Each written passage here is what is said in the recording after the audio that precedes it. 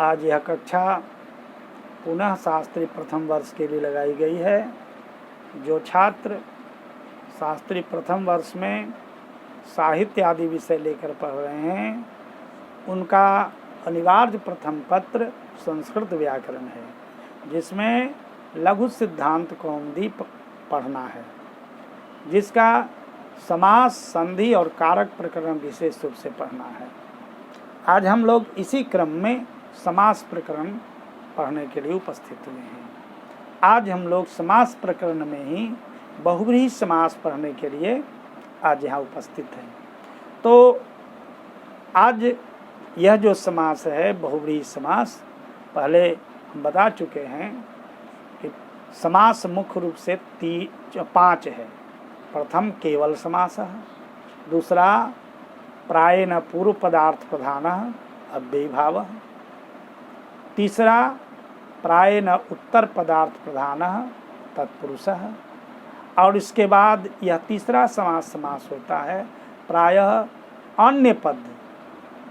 अन्य पदार्थ प्रधान बहुव्रीहि। तो यह अन्य पद का अर्थ प्रधान होगा इस समास में, इसे बहुव्रीहि समास हम लोग कहेंगे। तो कहते हैं शेषो बहुव्रीहि अधिकारोयम प्राग द्वंद्वात्। इस समास का द्वंद्व समास से पूर्व तक अधिकार जाता है। तो हम लोग अब यहाँ शेष शब्द से कहते हैं शेषो बहुव्रीहि, शेष समास बहुव्रीहि कहे जाते हैं, जिसको न कहा गया हो उसे शेष कहते हैं। अर्थात द्वितीयाश्रितातीत आदि शास्त्र के द्वारा जिस त्रिक विभक्ति का विशेष रूप से समास नहीं कहा गया, इसीलिए वह शेष हुआ। अतः प्रथमांत का समास बहुव्रीहि होता है। अर्थात द्वितीया का कहा गया, तृतीया, चतुर्थी, पंचमी, षष्ठी, सप्तमी तक कहा गया, लेकिन प्रथमांत का नहीं कहा गया। इसलिए प्रथमांत का ही जो शेष जो बच गया है वह बहुव्रीहि समास में आता है। तो यह बहुव्रीहि समास का अधिकार है, यह जानना। और यह मुख्य रूप से एक बात और समझ लेना है कि बहुव्रीहि समास करने वाला जो सूत्र है, यहाँ लघु सिद्धांत कौमुदी मात्र एक ही सूत्र दिया गया है। अने पूर्ण रूप से 5 ही सूत्र है जो बहुव्रीहि समास करता है। उसमें एक सूत्र लघु सिद्धांत कौमुदी में दिया गया है, और बाकी इस सूत्र में, ये प्रकरण में जो सूत्र हैं, केवल बहुव्रीहि समास के पोषक नियम निर्धारण करने वाले सूत्र हैं। तो पहला सूत्र कहता है अनेकम अन्य पदार्थे अनेकम प्रथमांतम। देखिए द्वितीया, तृतीया, चतुर्थी, यह सब का तो समास हो गया था, तत्पुरुष समास हम लोग कहे थे, लेकिन प्रथमांत का नहीं कहे थे। तो अनेकम प्रथमांतम, अनेक प्रथमांत, अन्य से पद से अर्थ है किसी अन्य पद के अर्थ में समस्त होता है विकल्प से, और उसे बहुव्रीहि समास कहते हैं।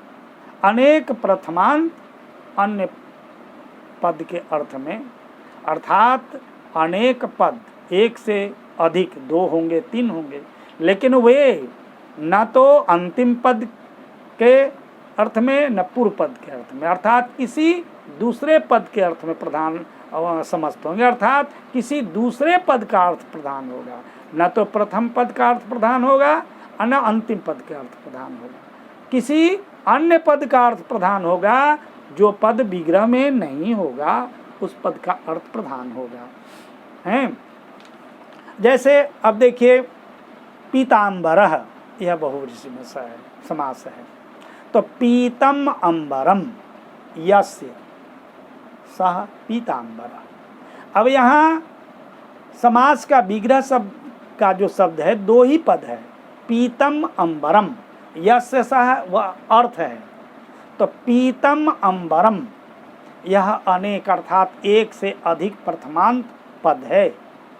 पीतसु अंबरसु, यह एक से अधिक प्रथमांत पद किसी अन्य पद के अर्थ में, अर्थात जो व्यक्ति पीला वस्त्र पहनता होगा उसके अर्थ में समस्त होगा, अर्थात उस पद का अर्थ समास होगा जो व्यक्ति पीला वस्त्र पहनता होगा। पीतम अंबरम में ना तो पीत पद का अर्थ प्रधान होगा न अंबर पद का अर्थ प्रधान होगा। तो पीतसु अंबरसु, इस अलौकिक विग्रह की स्थिति में अनेकम अन्य पदार्थे, इस सूत्र से समास हो जाता है। समास हो जाने के बाद में हम लोग जानते हैं कि अगला कार्य कृतधित समासाश्च से प्रातिपदिक संज्ञा होना, से प्रातिपदिक संज्ञा हो जाती है। प्रातिपदिक संज्ञा का लाभ क्या होता है? तो सुपो धातु प्रातिपदिकयो, इस सूत्र से जो विभक्ति है पीत सु अंबर सु में जो सु सु विभक्ति है वो विभक्ति लोप हो जाते हैं, बच जाता है पीत अंबर। अब पीत घटक आकार और अंबर घटक आकार दोनों के स्थान में अका सवर्ण दीर्घ से दीर्घ कर देते हैं, बन जाता है पीतांबर।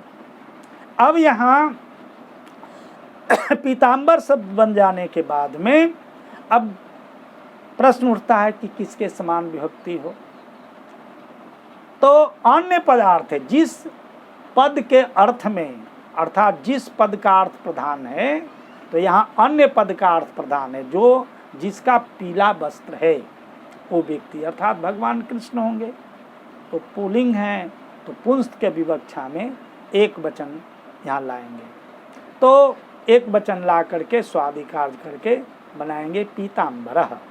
यहाँ पीतम अंबरम में एक प्रश्न और उठेगा कि पीतम अंबरम है यहाँ तो दोनों पद प्रथमांत है और अनेकम अन्य पदार्थ है, इस सूत्र से जो समास हुआ है तो अनेकम जो है प्रथमांत पद है और ये प्रथमांत पद से निर्दिष्ट जो शब्द है यहाँ पीतम और अंबरम, तो दोनों निर्दिष्ट है। तो दोनों में किसकी उपसर्जन संज्ञा हो, किसका प्रयोग हो, तो दोनों उपसर्जन है, दोनों का पूर्व प्रयोग जैसे है वैसे ही रहेगा। तो पीतांबर बन जाता है और इसके बाद यानी अन्य पद जो था उसके अनुसार विभक्ति का प्रयोग करते हैं।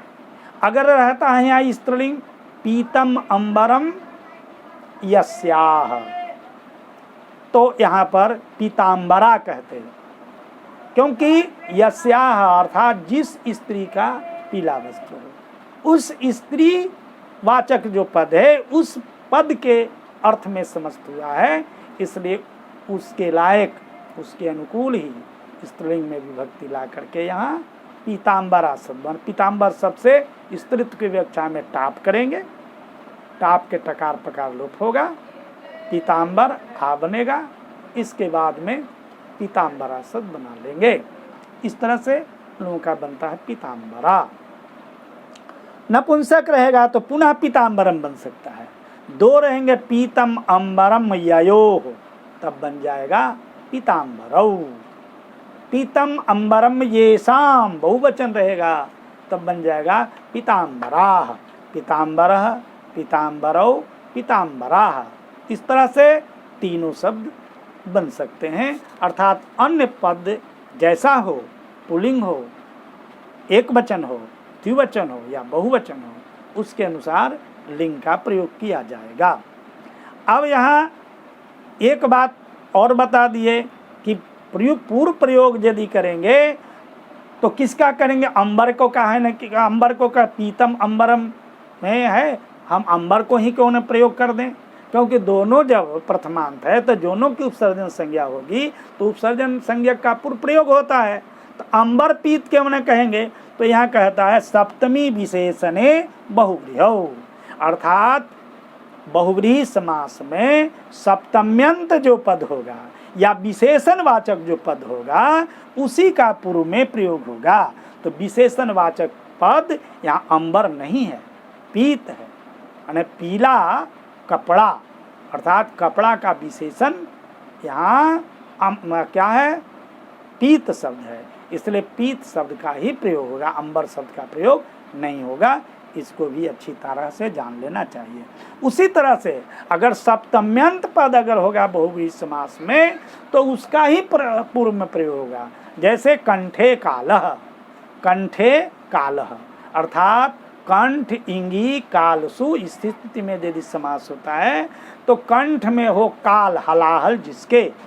अब यहाँ जिसके अर्थात शिव के, तो शिव यहाँ अन्य पद है, उसके अर्थ में समास हुआ है, उसके अनुसार विभक्ति लगेगी।